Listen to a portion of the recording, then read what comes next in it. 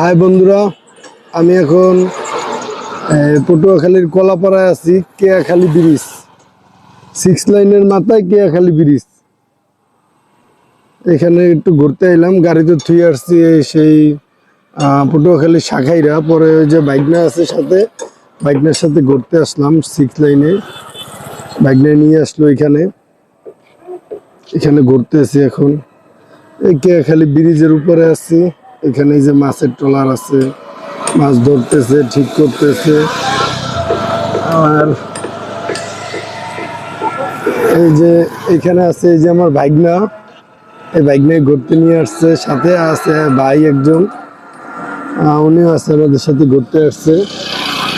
আর এইখানটা এই যে মাছ ধরার দৃশ্য দেখতেছি দাঁড়ায় দাঁড়ায়। এখানটা এই যে মাছ ধরতেছে।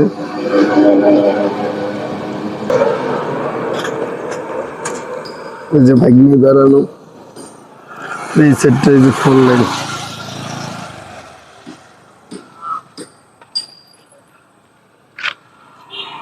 আর এইখানটায় আছি আমি।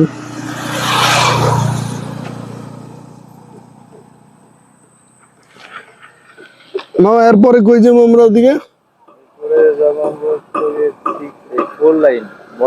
ফোর লাইন বন্দরের রাস্তায় না? হ্যাঁ, সন্ধ্যা হয়ে গেছে, আবহাওয়াটা খুব ভালো লাগতেছে। অনেকদিন এই রোডে আসি নাই, ফোর লাইনে ওই রোডে গেছিলাম আরো বছর দুই আগে, 1.5 বছর আগে আসছিলাম, তারপরে আর আওয়া হয় নাই। তো এই রাস্তাটায় ঢোকা হয় নাই, 6 লাইনের রাস্তায় আজকেই ঢুকলাম এইখানটায়। এটা মিস্ত্রিরা কাজ করতেছে।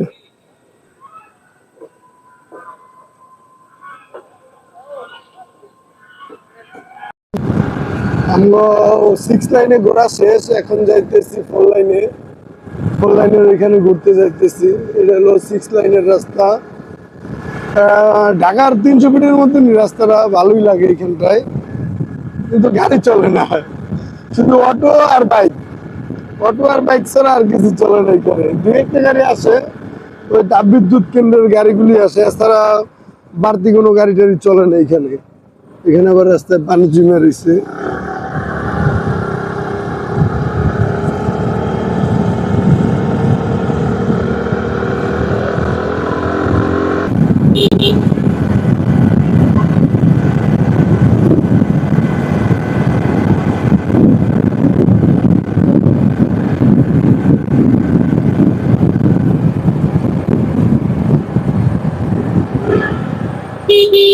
এই এত বড় রোডে এই গাড়ি চলে, এই অটো, এই অটো, এই রোডে চেয়ার কোথায়গুলি খোলাপেন আড্ডা দিতেছে, এখানে চলতেছে।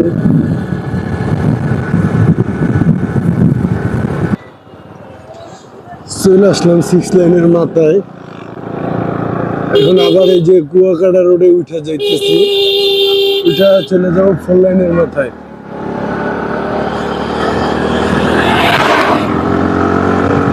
কুয়াকাটা খুবই কাছে, 30 কিলোর কম। কুয়াকাটা কয় কিলো? এখান থেকে কুয়াকাটা 30 কিলোমিটার, কিন্তু আমাদের আজকে কুয়াকাটা যাওয়া হবে না, সময় শর্ট খুবই। আমি সম্ভবত ঢাকায় চলে যাবো গাড়ি নিয়ে। যদি না যাই তাইলে হয়তো যাওয়া হইতে পারে কুয়াকাটায়। কুয়াকাটা যাওয়ার না যাওয়ার সম্ভাবনাই বেশি।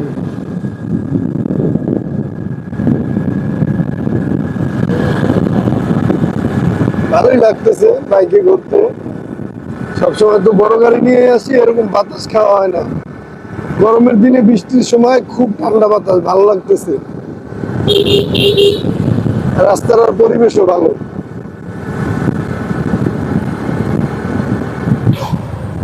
এই যে আমরা চলে আসছি 4 লাইনের মাথায়, বামে চলে যাব 4 লাইনের ভিতরে। এখানে দেখেন চক্করের ভিতরে কতগুলি গরু।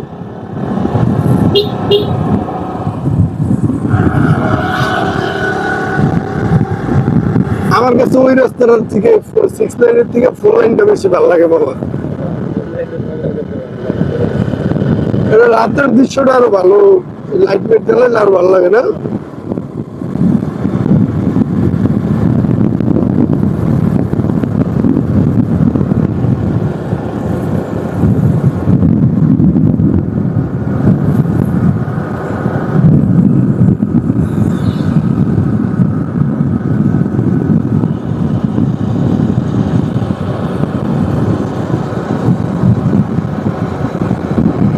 আসেন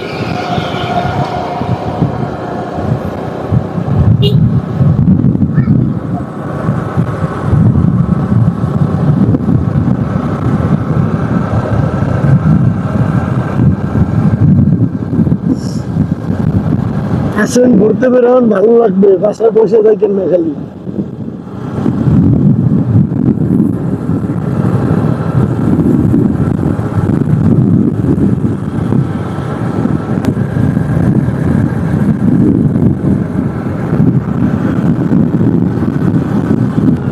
এই যে পায়রা বন্দরের কাজ চলতেছে এইখানটায়, এখানে পায়রা বন্দরের কাস্টম অফিস বানাইতেছে। মেন রাস্তা দিয়ে ওইখান থেকে কাস্টম হয়ে বেরোইতে ওই রাস্তা বানাইতেছে আর কি। এই বন্দরের মেইন হেড অফিস হবে এইখানটায়, কাজ চলতেছে এখানটায়।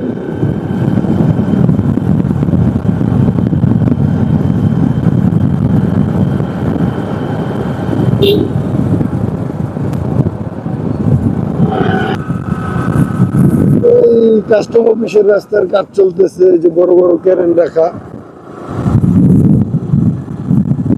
তাপবিদ্যুৎ কেন্দ্রের কাস্টম অফিস। এই পায়রা বন্দরের মেইন গেটে চলে আসলাম, কিন্তু এখানে আমার যে সাথে বাইকনা আছে, বাইকনা বললো গাড়ি ঢুকতে দেয় না আর কি, বাইরের লোক ঢুকতে দেয় না। দেখি এখন কি হয়। এখানটায় এই যে আমাদের গোল চক্কর ঘুরে আসতে হবে, একটু স্লো স্লো করেন, ভিডিওটা নেই। এখানে তাপবিদ্যুৎ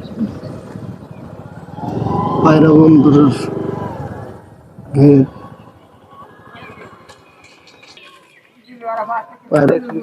পায়রা বন্দরের মেইন গেট এটা। এইখানটা হলো চক্কর, এগুলো অফিস। এইখানটায় একটা টেইলার আছে রাখা। কয় চাক্কা এটা? অনেকগুলি চাক্কা আছে এই টেইলারটা।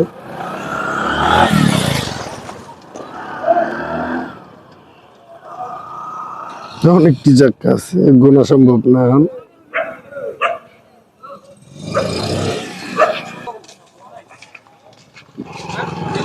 ব্যাংকের ভিতরে যেতেছি, মামা কইলো যে এটার ভিতরে হলে মিষ্টি পাওয়া যায় নাকি, যে দেখি যে কি আছে।